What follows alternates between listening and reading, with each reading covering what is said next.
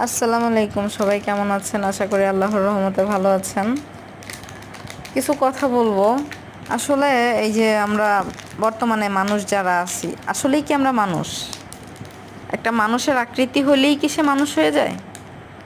মানুষ হতে হলে তার কিছু জিনিসের দরকার, তার মনুষ্যত্বর দরকার, তার বিবেক জাগ্রত হওয়া দরকার এবং অন্যকে হিংসা না করা দরকার। এগুলো মানুষের মধ্যে নাই। মানুষের ভালো মানুষ দেখতে পারে না। মানুষ মানুষকে নিজের স্বার্থের জন্য খুনও করতে পারে। মানুষ নিজে ভালো থাকার জন্য অপরকে পিষে মেরে ফেলতে পারে। এটাই হচ্ছে মানুষ। শেষ জামানায় এমন হওয়ার কথা ছিল, এমনই হচ্ছে ভাই। আগে নিজের ঘরের পরিপূর্ণ, তারপরে অন্যের ঘরে চুলা জ্বললো কি না জ্বললো এটা দেখার দরকার নাই। না, ইসলাম তো এমন বলে নাই।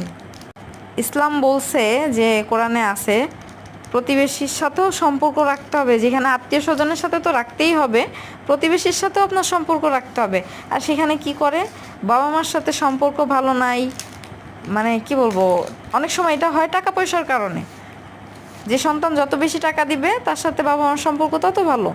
টাকার উপর বর্তমান ভালোবাসা নির্ভর করে। আপনি মানেন আর না মানেন, টাকার উপরেই ভালোবাসা নির্ভর করে। যখন আপনার পকেটে টাকা থাকবে, আপনি সবাইকে খুশি করতে পারবেন, তখনই দেখবেন যে আপনার ভালোবাসা কতটা বাড়বে। সবাই আপনাকে ভালোবাসবে। এই ভালোবাসাটা কি আপনার উপরে না আপনার টাকার উপরে? হ্যাঁ, মানুষ কেন এমন হয়ে যাচ্ছে দিন দিন? এটাই বোঝা যায় যে মানুষ আসলে মানুষ নেই।